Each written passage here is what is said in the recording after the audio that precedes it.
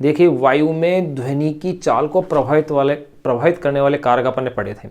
उसके अंतर्गत पहला प्रभाव अपन ने देखा था दाब परिवर्तन का ध्वनि की चाल पर क्या प्रभाव पड़ता है, जिसमें अपन ने ये सिद्ध कर दिया था कि जो ध्वनि की चाल है वो दाब परिवर्तन से अप्रभावित है, यानी उसका कोई प्रभाव नहीं पड़ता है। दूसरा अपन जो देख रहे हैं इसके अंदर वो है ताप परिवर्तन का प्रभाव, यानी कि ध्वनि की चाल पर ताप के परिवर्तन का क्या प्रभाव पड़ता है। तो देखो इसको भी अपन थोड़ा सा इधर साइड में अपन बात कर लें हल्की सी, फिर अपन इसे लिख लेंगे कि आपने फॉर्मूला पढ़ा था कि वायु में ध्वनि की चाल के लिए ये फॉर्मूला है V = root of gamma RT upon में M। इस फॉर्मूले से स्पष्ट है कि देखो गामा R नियतांक है, यानी कि जो ध्वनि की चाल है वो गैस में परम ताप के वर्गमूल के क्या है, समानुपाती है। अर्थात अगर ताप में वृद्धि की जाए तो ध्वनि की चाल में भी क्या होगी, वृद्धि होगी। T बढ़ेगा तो ध्वनि की चाल भी बढ़ेगी, और अगर T घटेगा तो ध्वनि की चाल भी क्या होगी, घटेगी। ये अपने पास क्लियर हो रहा है। और इसी से ये तथ्य भी क्लियर होता है कि ठंडे दिनों की अपेक्षा गर्म दिनों में ध्वनि की चाल क्या होती है, ज़्यादा होती है। ये पॉइंट अपने पास यहाँ क्लियर हो गया इतने से पॉइंट के अंदर। अब इसे अपन क्वेश्चन सोल्व करने के उद्देश्य से इसको थोड़ा सा एक्सप्लेन और अपन कर लें। ये आंकिक प्रश्नों को हल करने के दृष्टिकोण से अपन इसी फॉर्मूले को थोड़ा सा और डिराइव करेंगे, थोड़ा सा और अपन इसे बढ़ा देंगे। तो देखो सेकंड जो निर्भरता अपन पढ़ने जा रहे हैं वो है ताप परिवर्तन का प्रभाव।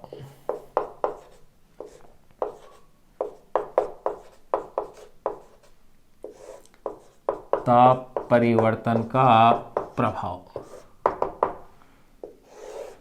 तो देखिए अपन इसमें क्या लिख सकते हैं, स्पष्ट है कि वायु में ध्वनि की चाल उसके परम ताप के वर्गमूल के क्या होती है, समानुपाती होती है। अर्थात V is proportional root of T।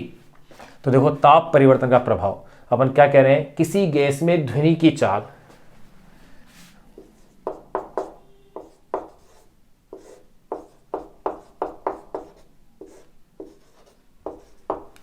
किसी गैस में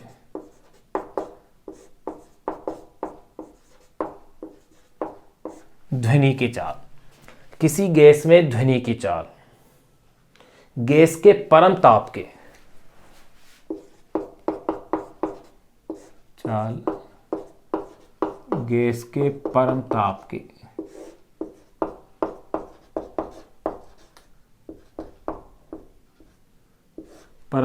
के वर्गमूल।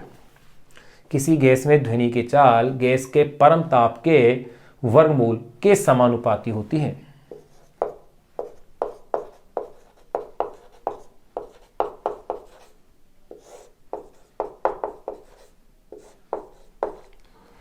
किसी गैस में ध्वनि की चाल गैस के परम ताप के वर्गमूल के क्या होती है, समानुपाती होती है। अर्थात small v is proportional root of T। ये अपन ने यहां क्लियर कर ही लिया है कि v इज प्रोपोर्शनल क्या, रूट ऑफ T। और देखो यही कारण है कि, तो इसके आगे आप यूं कह सकते हैं, यही कारण है कि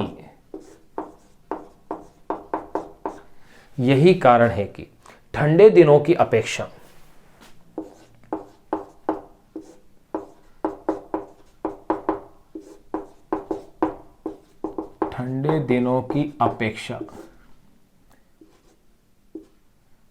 यही कारण है कि ठंडे दिनों की अपेक्षा गर्म दिनों में ध्वनि की चाल अधिक होती है। ठंडे दिनों की अपेक्षा गर्म दिनों में ध्वनि की चाल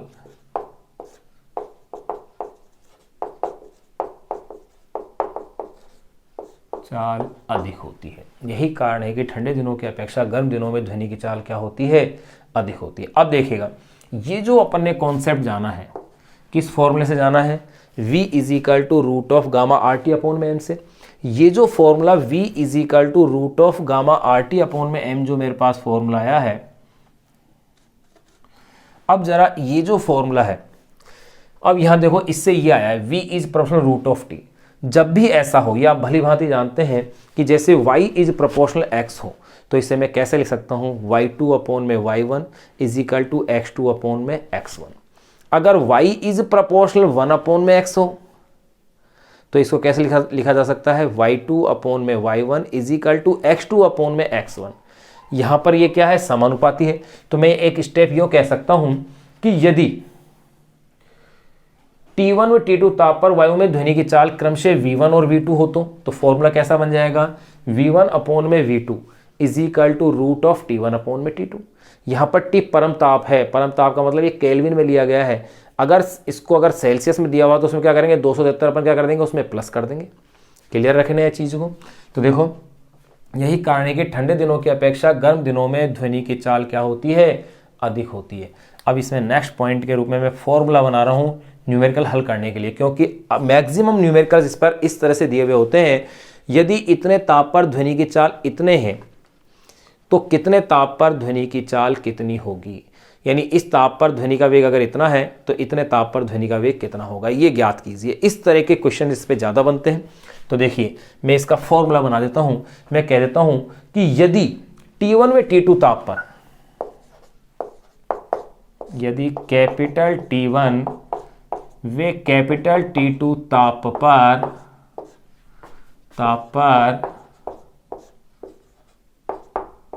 पर वायु में ध्वनि की चाल,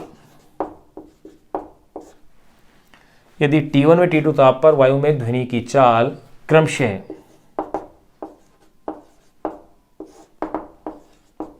V1 व V2 हो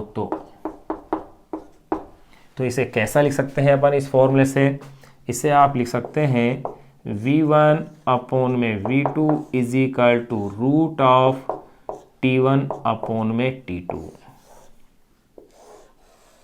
इस तरह के फॉर्मूले के रूप में आप इसे लिख सकते हैं, जिस पर कि अपन काफ़ी अच्छे न्यूमेरिकल सॉल्व करेंगे। अब जरा इससे निर्भरता भी देखो, अगर इसमें ग्राफ भी खिंचवाएं, अगर यहाँ इस अक्ष पर अपन ले लें तापमान को, यानी कि T जो किस में है, केल्विन में, और यहाँ अपन ले लें ध्वनि की चाल जो कि है मीटर पर सेकेंड में, तो देखो इनमें ग्राफ कैसे आएगा, क्योंकि रूट है।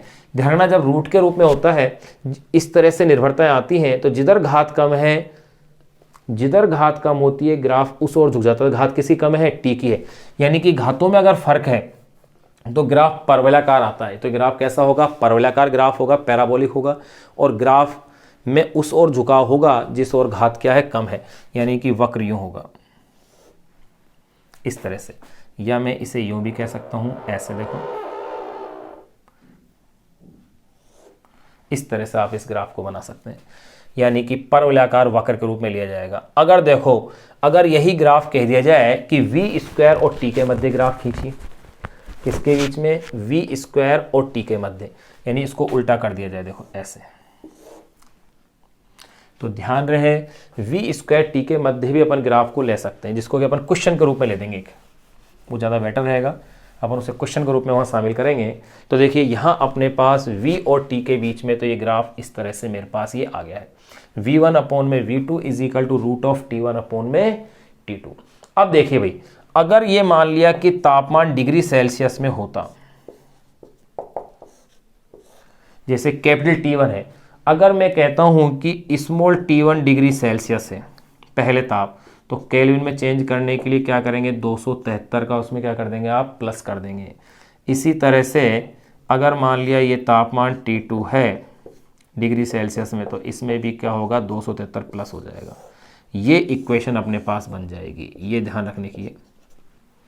सेल्सियस में है तब तो इस तरह से इक्वेशन, और अगर केल्विन में है तो आपके पास इस तरह की इक्वेशन बनेगी। अब देखो इसी फॉर्मूले को अपन आगे डिराइव और कर सकते हैं। कैसे निकाल सकते हैं, क्वेश्चन में ये दिया होता है कि अगर 0 डिग्री सेल्सियस पर वायु में ध्वनि की चाल इतनी हो तो T डिग्री सेल्सियस पर कितनी होगी। तो देखो भाई, पहला तापमान अगर मैं 0 मान लूँ तो ये 0 हो जाएगा, 0 प्लस 273 T2 प्लस 273, और मुझे क्या निकालना है फिर V2 T तापमान पर। और इसको जब अपन हल करते हैं द्विपद प्रमेय की सहायता से, तो इसको हल करने के बाद मेरे पास जो फॉर्मूला बनता है वो है VT is equal to V0 plus 0.61t। अपन उस फॉर्मूले को डायरेक्ट ही याद रखेंगे, ना कि अपन उसकी डेरिवेशन कर रहे हैं। तो देखिएगा, और वैसे सिंपल डेरिवेशन आप कर सकते हैं। तो मैं इसमें आगे की स्टेप्स के रूप में ये कह सकता हूं कि यदि 0 डिग्री सेल्सियस ताप पर ध्वनि का वायु में वेग v नॉट और t डिग्री सेल्सियस पर vt हो, तो यदि 0 डिग्री सेल्सियस पर वायु में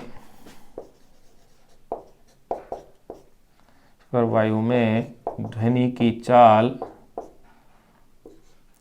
v नॉट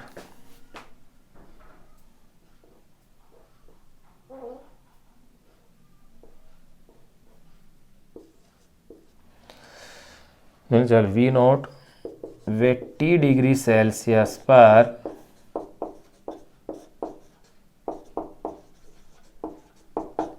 वायु में ध्वनि की चाल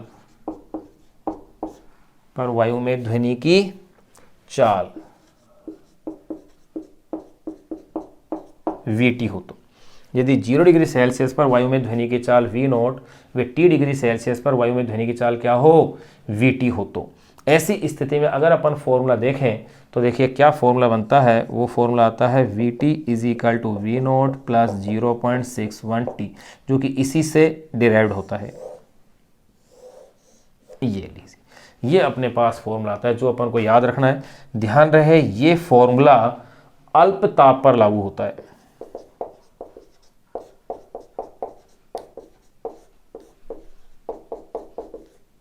अल्प ताप पर क्या होता है, ये लागू होता है। जबकि ये फॉर्मूला जो है ऑलवेज वैलिड है, हमेशा ही वैलिड है ये वाला। और ये केवल कहाँ लागू होता है, अल्प ताप पर लागू होता है, क्योंकि अपन द्विपद प्रमेय का उपयोग करते हुए इसको निकालते हैं। तो देखिए यहाँ अपने पास ये ताप पर निर्भरता वाली बात अपन ने देख ली है कि ध्वनि की चाल ताप के वर्गमूल के क्या है, समानुपाती है। ताप बढ़ता है वेग बढ़ता है, ताप घटता है तो वेग घटता है। यही कारण है कि ठंडे दिनों की अपेक्षा गर्म दिनों में ध्वनि की चाल अधिक होती है। कैसे कैसे फॉर्मूले बन रहे हैं वो अपन ने इसके देख लिए हैं। एक बार आप इसका स्क्रीनशॉट ले लें, इसको एज इट ऐसे कैसे एक बार आप इसे नोट कर लें। फिर इसके बाद फिर अपन ये जो फॉर्मूला अपन ने पढ़ा है इस पर आधारित प्रश्नों को अपन हल करने का क्या करते हैं, प्रयास करेंगे। वे कौन कौन से कैसे कैसे क्वेश्चन इस पर हल हो सकते हैं, आंकिक प्रश्न, उनको अपन हल करेंगे। एक बार आप इसे नोट कीजिएगा।